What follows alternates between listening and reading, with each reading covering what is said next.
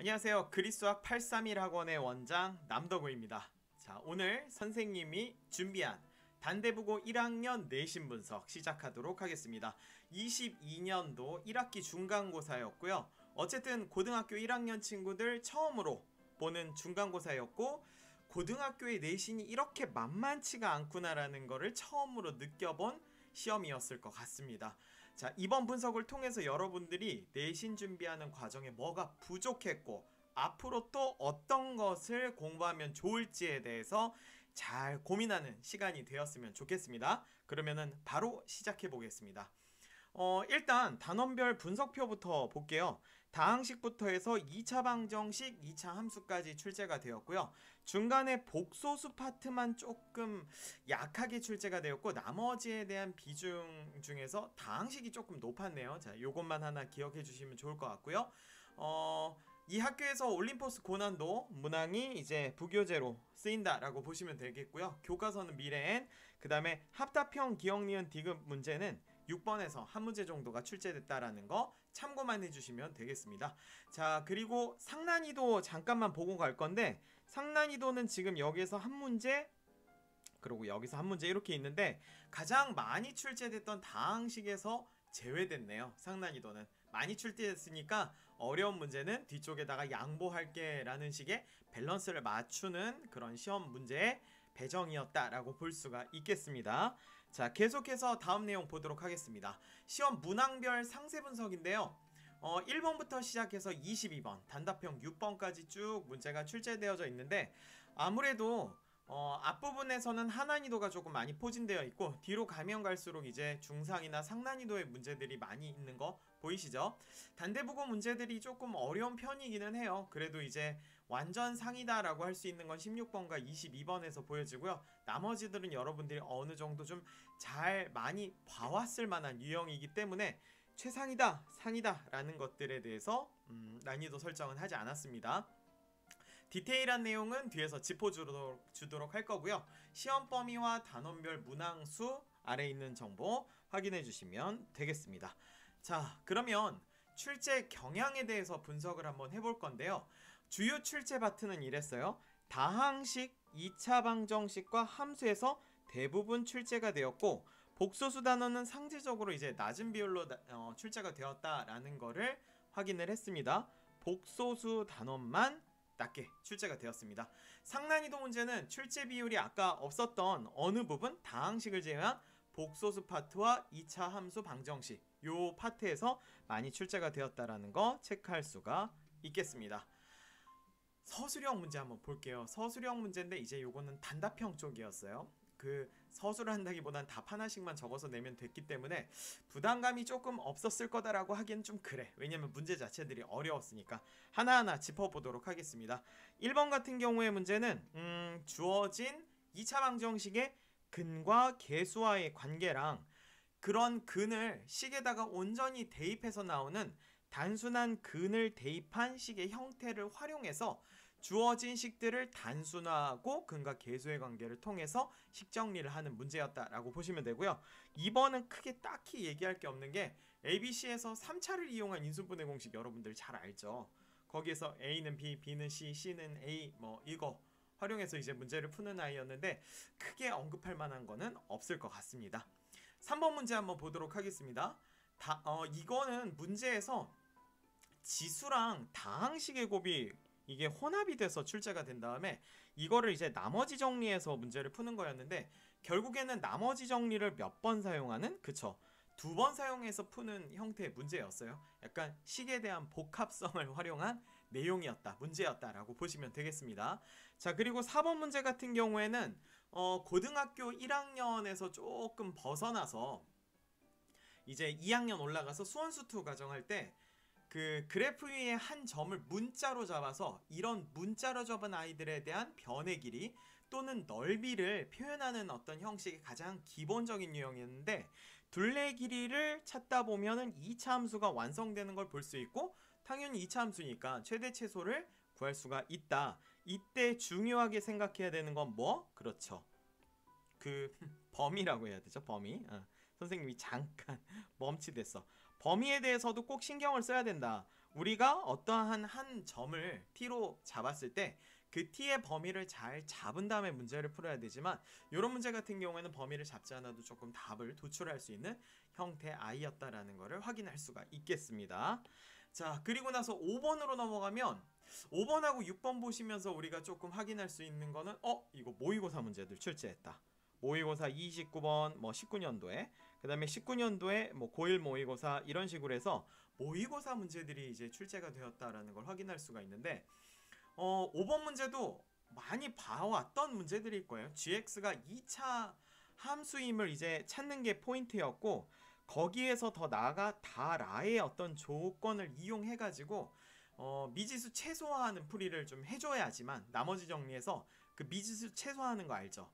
뒤쪽에 있는 함수를 이제 설정을 했을 때 뭐 어떠한 i가 이미 포함되어져 있다라고 해서 미지수를 줄이는 그거 무슨 말인지 아마 알 거예요. 그런 식으로 이제 계산해야 되는 i였는데 조건들을 하나하나 조금씩 더 찾아봐야 되는 꼼꼼하게 찾아서 내가 문제를 풀어야 되는 내용이었기 때문에 좀 어려웠을 수도 있다. 모의고사 문제를 접하지 않은 친구라면 살짝 버벅일 수 있었을 것 같다라고 보실 수가 있을 것 같고요.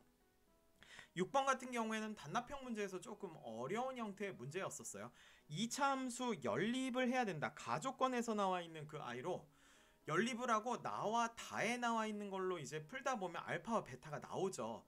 자, 그렇게 되면은 우리가 이제 fx라든지 gx라든지를 확인할 수가 있는데 이 확인한 문제에 대해서 어쨌든 주어진 조건에 교점 활용해서 어떤 게 높이 있는지 어떤 게 낮게 있는지를 좀 봐야 돼요.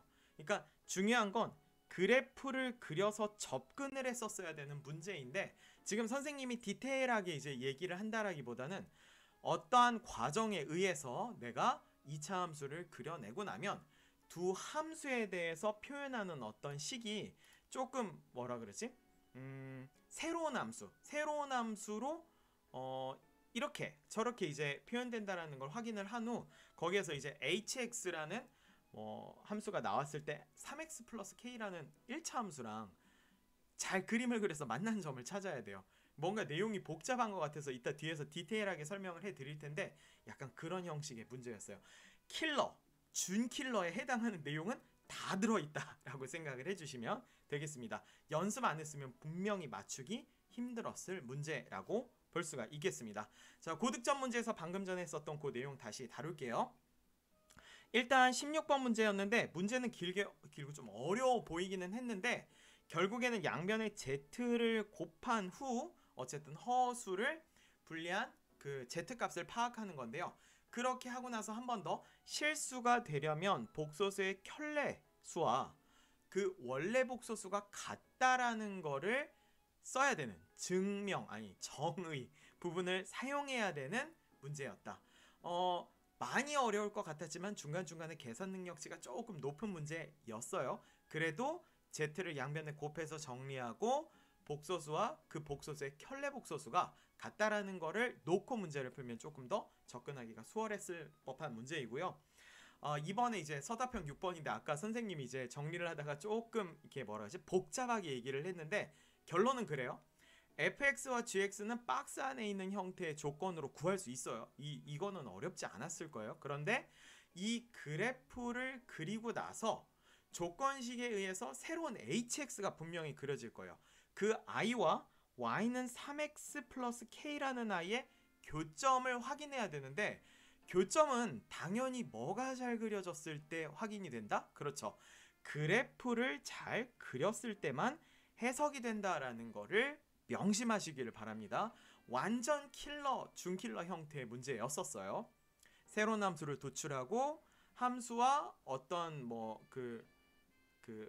그래프, 직선 두 개가 이제 만나는 과정에 있어서의 근의 개수, 근의 범위 같은 것들을 물어볼 땐 그래프 이렇게 이제 딱 찝어주고 이제 들어가기만 하면 되겠습니다. 괜찮을까요? 자, 문제의 특징으로는 이랬어요. 단답형이 44점으로 조금 많이 차지하는 부분이었어요. 객관식과 단답형에서 전반부 제외하고 나면 괜찮았어. 이 부분까지는 괜찮았는데 나머지들은 문제 난이도가 조금 높았기 때문에 시간 부족하지 않았을까. 지금 객관식에 있는 또는 객관식 16번과 서답형 6번만 봐도 모의고사에서 난이도가 좀 있는 계산 능력치를 물어보는 문제들이었기 때문에 시간 분명히 오래 걸렸을 거다라고 생각을 할 수가 있고요. 하나 더 짚어주자면 기출 모의고사 고난도 문제집 변형 많았다. 아까 하나씩 하나씩 짚어줄 때 보면은 뭔 모의고사 문제들이 그렇게 많이 나오는지. 실제로 2학년이 되기 전에는 모의고사 문제들을 보통 잘 출제를 막 신경 써서 많이 하지는 않는데, 우리 단대부고 친구들 학교 시험 원래 어렵다라는 걸로 좀 많이 정평이 나 있죠. 그만큼 모의고사 문제들이나 킬러들 문제들에 대해서 좀 선생님들이 관심도가 높다라는 거 기억하시고, 당연히 고득점을 원한다면 그런 문제들 꼭 접해보셔야 되겠습니다. 자, 총평에 대해서 이야기 한번 해보도록 하겠습니다. 단대부고가 원래는 매년 시험 범위가 달랐어요. 되게 독특하게도 경우의 수 들어가는 경우도 있었어요. 경우의 수 들어가는 경우. 그러다 보니까는 학교에서 특이한 범위로 출제가 되고 선생님들이 난이도를 항상 높게 해서 모의고사 변형들을 많이 내다 보니까 준비를 빡빡하게 해야 된다. 그만큼 문제들에 대해서 준비를 잘해주는 학원 또는 과외 선생님이 필요하다라는 거를 미리 말씀드릴 수가 있을 것 같고요. 수상하를 꼭 먼저 끝내야 된다라고 이야기하는 이유는, 난이도가 높은 그런 이제 문제 형식으로 출제되는 학교들은 그냥 그 공부하기도 빠듯해. 왜냐면 교과서 풀어야지, 그 다음에 시중 문제집 풀어야지, 모의고사 풀어야지, 이거 준비하는 데만도 빠듯해요. 그래서 겨울에 끝나지 않으면 그만큼 힘들다라는 걸 조금 선생님이 표현하고 싶었다라는 걸로 받아들이시면 좋겠습니다. 중간 난이도 많이 없습니다. 중간 난이도가 거의 없으니까 내가 점수 확보를 해야 된다면 난이도가 높은 어떤 문제들의 학습이 꼭 있어야 된다라고 생각을 하시면 되겠네요. 자, 그리고 고득점이 주라면, 내가 목표로 한다면 어쨌든 부교재, 학교 기출, 모의고사 이런 문제들에 대해서 좀 많이 풀어봐야 된다. 킬러 문항 같은 것들 계속해서 접해봐야 된다라고 이야기를 할 수가 있겠습니다. 이번 시험 범위는 당연히 기말고사 시험 범위랑 연계율이 매우 높습니다. 그래서 만약에 이 부분이 부족했다라고 한다면, 시험 잘 못 봤다면 보완학습 꼭 하시고 넘어가셔야지만 기말고사 잘 볼 수 있는 상황이 만들어질 거예요.